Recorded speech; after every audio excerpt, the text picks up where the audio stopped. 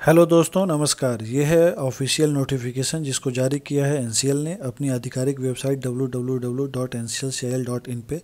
ये 10 जुलाई 2020 को प्रकाशित किया गया है, जिसमें 7 तरह के पोजीशंस या पोस्ट के लिए इन्होंने वैकेंसी निकाली है, जिसमें से 2 पोस्ट हैं सुपरवाइजरी पोजीशंस के लिए, असिस्टेंट फोरमैन ईएनटी और असिस्टेंट फोरमैन मैकेनिकल, जिसके लिए योग्यता चाहिए आपको 10th प्लस 3 साल का डिप्लोमा इलेक्ट्रॉनिक्स इंजीनियरिंग में असिस्टेंट फोरमैन ईएनटी के लिए, और 10th प्लस 3 साल का डिप्लोमा इन मैकेनिकल इंजीनियरिंग चाहिए आपको असिस्टेंट फोरमैन मैकेनिकल के लिए।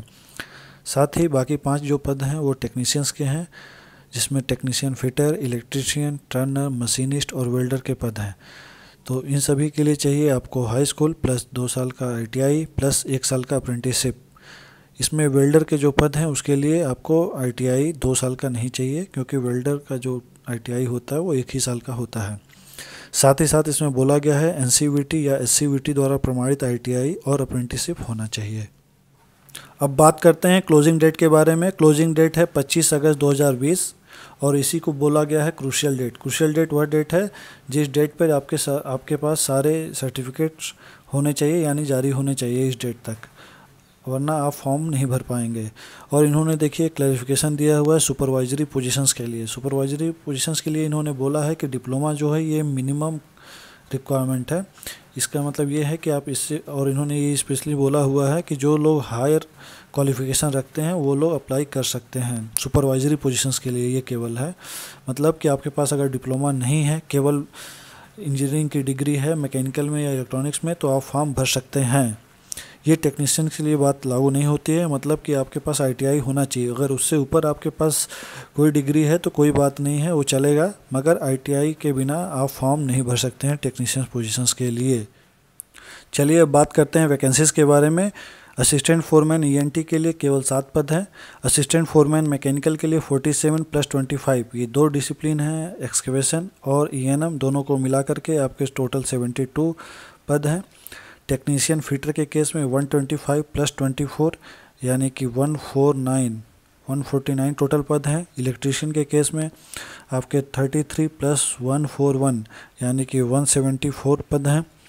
इसी तरह टर्नर के पोस्ट देखिए 16 प्लस 3, यानी कि 19 पद हैं।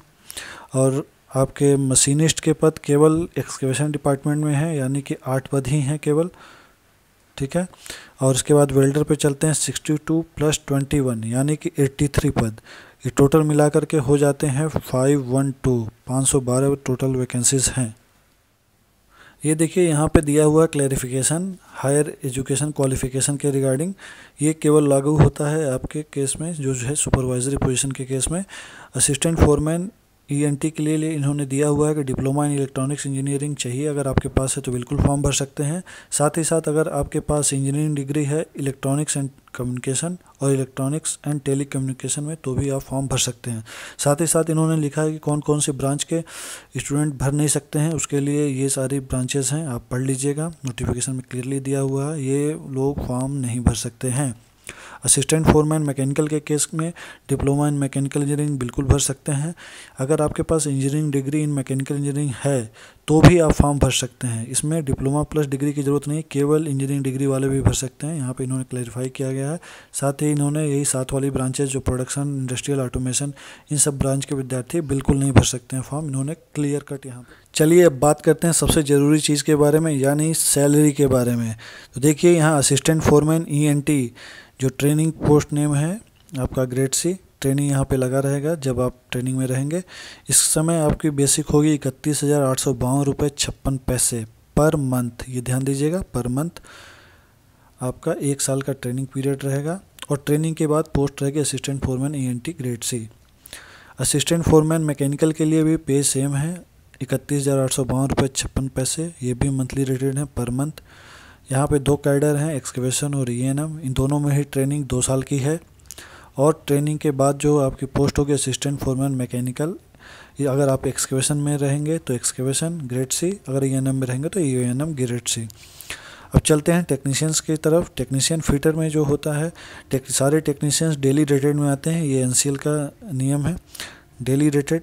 डेली रेटेड में आपका बेसिक है 1065 रुपये 55 पैसे पर डे। ध्यान दीजिएगा, पर डे का मतलब ये नहीं है कि आपको हर दिन सैलरी मिलेगी काम के बाद, सैलरी मिलेगी मंथ के आखिरी में ही। थोड़ा कैलकुलेशन का तरीका अलग है, इसके लिए मैं सेपरेट वीडियो बनाऊंगा, तब आपको मैं क्लियरली समझा पाऊंगा कि मंथली और डेली रेटेड में क्या फ़र्क है और कैसे कैलकुलेट होती है पूरी सैलरी। तो देखिए यहाँ भी ट्रेनिंग है 1 साल की आपकी, चाहे एक्सकवेशन हो चाहे E&M, ये सभी के केसेस में लागू होता है। ये सारे टेक्नीशियंस के जो पद हैं, चाहे इलेक्ट्रीशियन हो, टर्नर हो, मशीनिस्ट हो, वेल्डर हो, इन सब में देखिए बेसिक 1065 रुपये 55 पैसे। केवल वेल्डर का जो पद है ये देखिए सबसे अनोखा पद है, क्योंकि इसकी सैलरी 1034 रुपये 4 पैसे है। क्यों? क्योंकि वेल्डर का जो आपका ITI होता है वो केवल 1 साल के लिए होता है, बाकी सारा ITI 2 साल के लिए होता है ITI का कोर्स, इसलिए शायद इन्होंने कुछ पैसे कम रखे हैं। और ट्रेनिंग लेकिन सेम रहेगा, और ट्रेनिंग के बाद के पद दिए हुए हैं। आइए अब बात करते हैं एज लिमिट के बारे में। देखिए एज लिमिट सभी कैटेगरी के लिए अलग अलग यहाँ पे दिया हुआ है कि रिलैक्सेशन क्या होंगे, और इसकी नॉर्मल जो एज लिमिट है वो है 18 साल आपको कम से कम होने चाहिए और 30 साल से ज़्यादा नहीं होना चाहिए। क्रूशियल डेट पे, क्रूशियल डेट क्या थी आपकी 25 अगस्त, ये ध्यान रखिएगा। साथ ही आपको ये भी बता दें कि अगर कोई डिपार्टमेंटल कैंडिडेट है तो उसके लिए कोई भी अपर एज लिमिट नहीं है। यहाँ पे ध्यान देने वाली बात है, कोई अपर एज लिमिट नहीं है, चाहे वो 50 साल के हों 55 साल के हों, बिल्कुल भर सकते हैं। एप्लीकेशन फ़ी की बात करते हैं, अनरिजर्व्ड OBC और इकोनॉमिकली वीकर सेक्शन के लिए 500 रुपये लगेंगे, बाकी सभी लोगों के लिए कोई भी फ़ी नहीं है। बस यहाँ ध्यान देने वाली बात है, अनरिजर्व्ड OBC और EWS यानी इकोनॉमिकली वीकर सेक्शन, इन लोगों के लिए 500 रुपये लगेंगे, बाकी सभी लोग। अब बात करते हैं सिलेक्शन प्रोसेस की। यहाँ पे आपको बताते हैं कि केवल रिटन टेस्ट होना है, केवल लिखित परीक्षा होनी है, आपको केवल लिखित परीक्षा में पास होना है और आपका सिलेक्शन हो जाएगा। तो लिखित परीक्षा आपकी होगी 100 नंबरों की, जो कि 90 मिनट यानी 1.5 घंटे का पेपर होगा 100 क्वेश्चन के लिए, जिसमें 2 पार्ट होंगे। पार्ट ए में 70 क्वेश्चन होंगे। 70 क्वेश्चन क्या होंगे? वो होंगे टेक्निकल मतलब कि जो डिप्लोमा वाले हैं उनके डिप्लोमा सिलेबस से होंगे, और जो ITI वाले हैं उनके ITI के सिलेबस से होंगे। और साथ ही जो बी पार्ट है जिसके 30 नंबर हैं, 30 नंबर में होंगे आपके general intelligence, mental ability, aptitude. ये ध्यान दीजिएगा, 30 नंबर जो general awareness, intelligence, mental ability, aptitude के होंगे, और 70 नंबर जो होंगे ये केवल टेक्निकल के होंगे।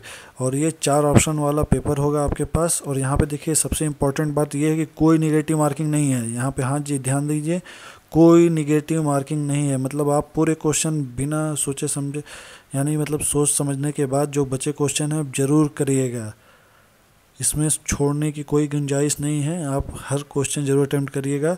और देखिए इन्होंने दिया हुआ है कि रिटन टेस्ट केवल डिस्ट्रिक्ट सिंगरौली MP और डिस्ट्रिक्ट सोनभद्र UP, सिर्फ 2 ज़िले हैं, इन 2 ज़िलों में ही केवल एग्ज़ाम होना है, क्योंकि आपकी पोस्टिंग भी केवल इन्हीं 2 ज़िलों में होनी है।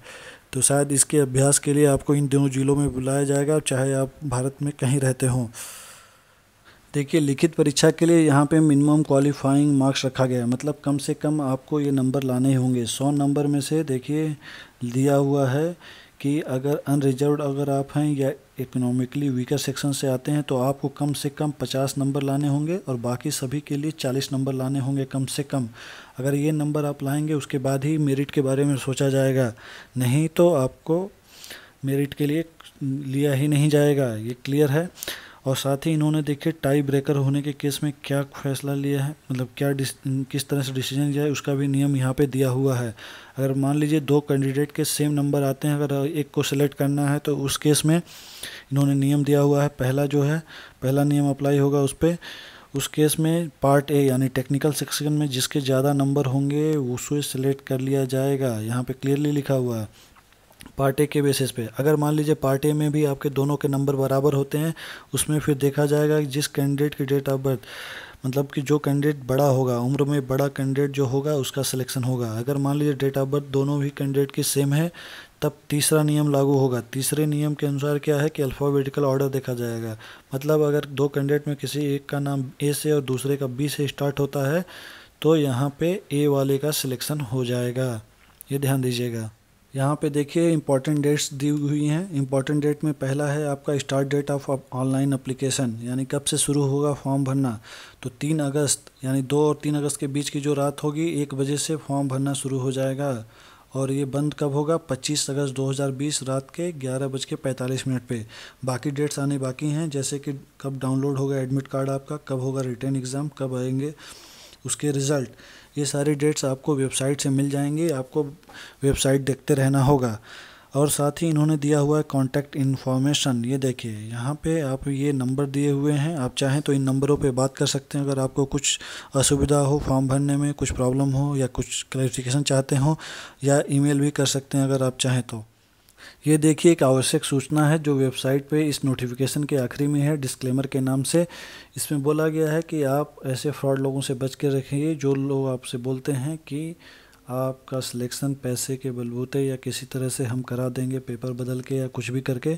ऐसे लोगों से बचें। एनसीएल इस तरह की चीज़ों को प्रमोट नहीं करता है और आपके मेरिट के बेसिस पे ही सिलेक्शन होगा, तो इस बात का ध्यान रखिएगा। धन्यवाद।